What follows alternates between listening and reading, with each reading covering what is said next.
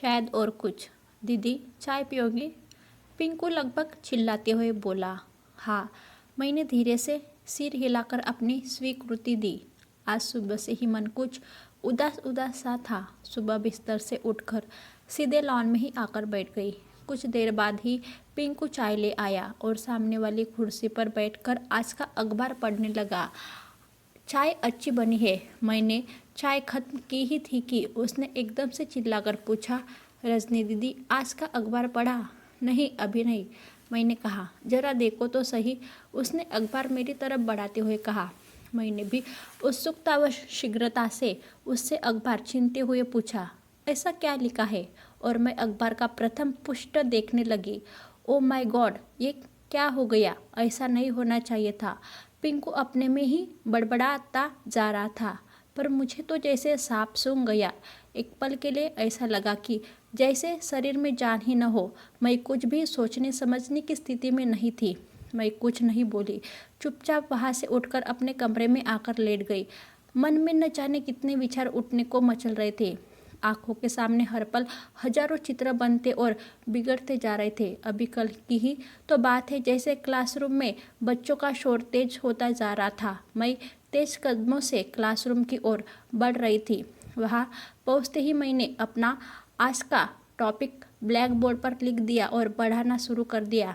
सारे लड़के लड़कियां अपने आप शांत हो गए। कुछ देर बाद मैंने अपना लेक्चर समाप्त कर उपस्थिति ली और पीरियड खत्म होते ही स्टाफ रूम में आ गई, जैसा सामान्यतः हर रोज होता था। मैं इस विद्यालय में 6 महीने पहले नियुक्त होकर आई थी। उच्च कक्षाओं में पढ़ाने का यह प्रथम अवसर था। इसे चुनौती मानते हुए मैंने भी अपनी ओर से पूरा प्रयास किया कि मैं विद्यार्थियों की सभी जिज्ञासाओं का समाधान कर सकूं। साथ ही साथ मेरा ये भी प्रयास रहता था कि छात्रों को इस ढंग से विषय सामग्री प्रस्तुत की जाए कि वह रोचक होकर सामग्री से ग्राह्य हो। अपने घर से इतनी दूर यहाँ आकर बहुत अच्छा तो नहीं लगता था, पर मेरी महत्वाकांक्षी प्रवृत्ति मुझे यहाँ तक ले आई थी। मेरी कक्षा में वैसे तो सभी विद्यार्थी सीधे साधे अनुशासन प्रिय थे, परंतु अपनी नियुक्ति के कुछ ही दिनों बाद मुझे कक्षा के 2-3 शरारती लड़कों के बारे में जानकारी मिल गई थी, पर मैंने उस ओर ज़्यादा ध्यान नहीं दिया।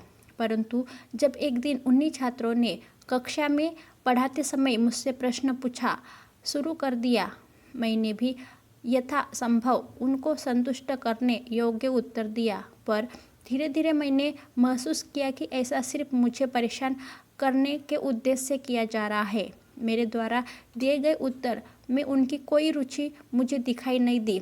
इस तरह अब तो यह लगभग रोज की बात हो गई। एक दिन उन छात्रों में से एक छात्र ने मुझसे विषय से संबंधित एक प्रश्न पूछा। मैंने उसकी पुरानी आदत को ध्यान में रखते हुए उसे पढ़ाते समय व्यवधान समझा और उससे कक्षा के बाद बाहर मिलने को कहा। कक्षा के बाहर वह मुझसे मिला और अपनी समस्या का उत्तर पूछने लगा। मैं भी उसके प्रश्नों का यथाशक्ति उत्तर दिया, पर पता नहीं क्यों वह मुझे इन उत्तरों से संतुष्ट सा नहीं दिखा। मैंने उससे पूछा, क्या बात है, कोई समस्या है क्या? टीचर, मुझे कुछ समझ में नहीं आया, वह बोला। मैंने कहा, ठीक है, तुम आज शाम को मेरे घर आ जाना, मैं तुम्हें इस बारे में और विस्तार से समझा दूंगी और तुम्हें कुछ किताबें भी दे दूंगी जो इन्हीं प्रश्नों से संबंधित है। मुझे उम्मीद है फिर तुम्हें कोई कठिनाई नहीं होगी। स्वीकृति में सिर हिलाकर वह नमस्ते करके चला गया। इसके बाद तो मुझे खुशी हुई और मुझे लगने लगा कि मेरी मेहनत व्यर्थ नहीं जाएगी। अब तो यह लड़का पढ़ाई की ओर ध्यान देने लगा है। मैंने देखा उसने अपने साथियों की दोस्ती भी छोड़ दी थी। कक्षा में वह अधिकतर मुझसे प्रश्न करता, उसे ढंग से समझता और कभी कभी घर आकर भी मुझसे कुछ न कुछ पूछता रहता। मैं उसमें आए इस बदलाव से बहुत खुश थी। मैं अपने अंदर आत्मविश्वास और बढ़ता हुआ पा रही थी। उस दिन इतवार था। मैं भी देर से सोकर उठी थी। हफ्ते भर के बाद यही तो दिन था जिस दिन मैं थोड़ा तनाव मुक्त रहकर आराम करती, कुछ अपने मनपसंद कार्य करती और अगले दिन के लिए फिर तैयार होती। अभी दोपहर के करीब 3 बजे थे। मैं थोड़ा सोने की तैयारी में थी कि दरवाजे पर दस्तक सुनाई दी। इस समय कौन होगा, यही सोचती हुई मैं दरवाजे तक पहुंची।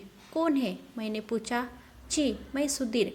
आज इसको क्या समस्या आ गई? आज तो वैसे भी इतवार है और आज के दिन बच्चों का पढ़ाई में तो कम ही मन लगता है। मैं यह सोचते सोचते दरवाज़ा खोलने लगी। अरे तुम आओ, अंदर आ जाओ, मैंने उससे कहा। कहो क्या बात है? पर वह कुछ नहीं बोला, बस मुझे देखते जा रहा था। मैंने फिर पूछा, सुधीर क्या बात है, बताओ। Many happy return of the day teacher. यह कहते हुए उसने एक लाल गुलाब मेरी तरफ बढ़ाया। मैं थोड़ा अचकचाई और पूछा, तुम्हें कैसे मालूम कि आज मेरा जन्मदिन है? सॉरी टीचर, कल आपके घर से विद्यालय में यह पत्र आया था जो मैंने आपकी इजाज़त के बिना खोल दिया। उसी से यह पता चला कि आज वह इतना बोलकर रुक गया। ओह, मुझे तो याद भी नहीं था। अच्छा, थैंक यू वेरी मच, पर आगे कभी ऐसा मत करना। दूसरों के पत्र बिना इजाज़त पढ़ना गलत बात है। जी teacher, I am sorry teacher, उसने कहा। ओके, इट्स ऑल राइट, मैंने मुस्कुराते हुए कहा। मैंने सोचा अब वह जाने को कहेगा, पर वह बहुत गुमसुम सा वहीं बैठा रहा। मैंने उसके सिर पर हाथ फेरते हुए कहा, क्या बात है सुधीर, कुछ परेशान हो? जी टीचर। कहो क्या बात है? जी, वो बात यह है कि। हाँ बोलो आप। हाँ मैं क्या? आप मुझे बहुत अच्छी लगती है, मैं आपसे प्यार करने लगा हूँ। वह एक सांस में पूरी बात कह गया। चटाक, मैंने ज़ोर से उसे एक तमाचा मारा। मैं तो जैसे आसमान से गिरी। मैं गुस्से में तलमला रही थी, न कुछ कहने बन रहा था ना कुछ करते। जैसे तैसे मैंने अपने आप को संभाला। उसे देखा तो वह अभी वहीं पर सिर झुकाए खड़ा था। मैंने उससे तुरंत यहाँ से चले जाने को कहा। उसके जाने के बाद मेरी टीम तो कोसों दूर थी। मैं यही सोचती रही कि क्या हो गया है इस लड़के को? क्या वह सिर्फ इसलिए मेरे पास आता था? मैं जो सोच रही थी कि वह सुधर गया है, वह सब गलत था। मैं उस रात पूरे समय यही सोचती रही। फिर आखिर मैंने अपने मन को समझाया कि चलो कोई बात नहीं, अभी वह बच्चा है, उम्र ही क्या है उसकी, कल उसे समझा दूंगी, सब ठीक हो जाएगा। दूसरे दिन मैं नियमित समय पर विद्यालय पहुंची। फिर कक्षा में पहुंचकर मैंने पाया कि आज सुधीर नहीं आया है। मैंने उस बात को दिमाग से निकाल कर अपना पाठ्यक्रम पूरा किया। कक्षा समाप्त होने पर जैसे ही मैं बाहर निकली कि विद्यालय के चपरासी ने आकर खबर दी कि मेरे माँ बाबूजी आए हैं। मैंने प्रिंसिपल साहब से आधा दिन की छुट्टी ली और जल्द ही से घर पहुंचने का सोचकर ऑटो रिक्शा कर लिया। घर पहुंचने पर मैंने देखा कि वहाँ तो कोई नहीं था। आसपास देखते हुए मैं गेट से होकर घर के दरवाजे तक पहुंची। वहाँ देखा तो ताला जो का तो लगा था। मैंने अपने पड़ोसी से पूछा कि कोई आया था क्या। उन्होंने भी अनभिज्ञता जाहिर की। शायद माँ बाबूजी मुझे देर होने के कारण विद्यालय ही न चले गए हो। यही सोचकर मैंने भी विद्यालय वापस जाना ही उचित समझा और मुड़कर जाने लगी कि अचानक मेरी नज़र सामने गेट पर खड़े सुधीर पर गई। सुधीर तुम? मैंने पूछा। तुम आज विद्यालय क्यों नहीं आए? जी टीचर, मेरी तबीयत खराब है, उसने कहा। तो फिर घर जाकर आराम करो। यहाँ क्या कर रहे हो? कहा। जी आपसे बात करनी थी, उसने कहा। क्या बात करनी है और तुम्हें यह कैसे मालूम कि मैं इस समय घर पर हूँ? मैंने ज़ोर से पूछा। जी यह खबर मैंने ही आप तक भिजवाई थी कि आपके माँ पिताजी आ रहे हैं। दरअसल मुझे डर था कि आप आज कक्षा में सबके सामने मेरा अपमान न कर दे, इसलिए मैं आज वहाँ नहीं आया। पर आपसे बात करनी थी इसलिए ऐसा करना पड़ा। वह जल्दी से इतना कुछ बोल गया, मेरे गुस्से की तो कोई सीमा नहीं थी। जरा सा लड़का और इतना दिमाग, मन में तो आ रहा था उसे कान पकड़कर विद्यालय ले जाऊं, पर पता नहीं क्यों सोचकर मैं ऐसा नहीं कर पाई। पर मैं अंदर ही अंदर उबल रही थी। तुम्हें शर्म नहीं आती ऐसा करते हुए? और सुनो, मुझे तुमसे कोई बात नहीं करनी। आगे से तुम मुझसे मिलने की कोशिश भी मत करना। ये सब और कुछ नहीं, तुम्हारी उम्र का तकाजा है। इन सब से ध्यान हटाकर पढ़ाई पर ध्यान दो, तुम्हारी परीक्षा सिर पर है। इतना कहकर मैं तेज कदमों से वहाँ से चली आई। उसके बाद 2-3 बार इसी तरह उसने कुछ न कुछ करके मुझसे बात करने की कोशिश की, पर मैंने हर बार उससे बात करने से इनकार कर दिया। इसके पश्चात विद्यालय में परीक्षा शुरू हो गई। परीक्षा समाप्त होते ही छुट्टियां में मैंने घर जाने की तैयारी शुरू कर दी। इस बीच सुधीर भी कहीं नज़र नहीं आया। मैं अपने आप को मानसिक रूप से बहुत तनाव मुक्त महसूस कर रही थी कि शायद वह समझ गया। मुझे आज घर जाना था। ट्रेन अपने नियमित समय से 2 घंटे विलंब से आ रही थी। अभी तो काफ़ी समय है। यह सोचकर मैं थोड़ा आराम करने के लिए लेट गई। लेटी ही थी कि झपकी लग गई। थोड़ी देर बाद नींद खुली तो देखा घड़ी 2:45 बजा रही थी, यानी ट्रेन आने में सिर्फ 15 मिनट बाकी है। मैं हड़बड़ी में ऑटो रिक्शा लेकर स्टेशन पहुंची। ट्रेन आ चुकी थी। जल्दी से दौड़कर मैंने अपना सामान ट्रेन में चढ़ाया और खिड़की के तरफ वाली खाली सीट देखकर वहीं बैठकर चैन की सांस लेने लगी। कुछ ही पलों में वह मेरे सामने था। वह खिड़की के पास आकर बोलने लगा, टीचर प्लीज़ एक बार मेरी बात सुन लीजिए। प्लीज़ टीचर, एक बार, सिर्फ एक बार। ट्रेन की गति धीरे धीरे तेज होती जा रही थी। मैं कुछ नहीं बोली, शायद आसपास के लोगों के कारण।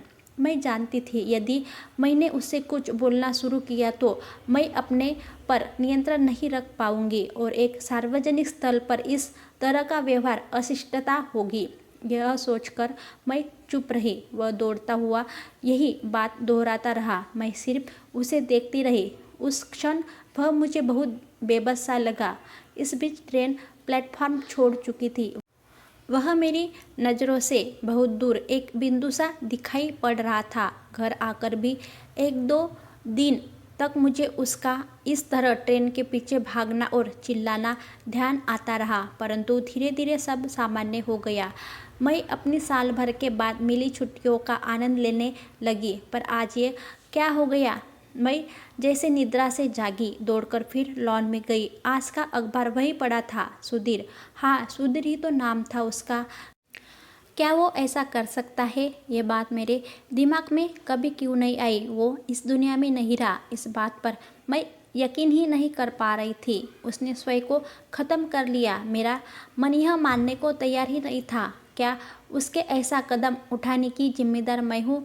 क्या उसकी मौत का कारण मैं हूँ? यह सवाल मुझे बार बार कचट रहा था। वह उस दिन क्या कहना चाहता था? मैंने उसकी बात क्यों नहीं सुनी? शायद कुछ और कहना चाहता था वह। हाँ, सच, वह कुछ और कहना चाहता था। मेरा यह मानसिक अंतर्द्वंद अंदर ही अंदर खाए जा रहा था।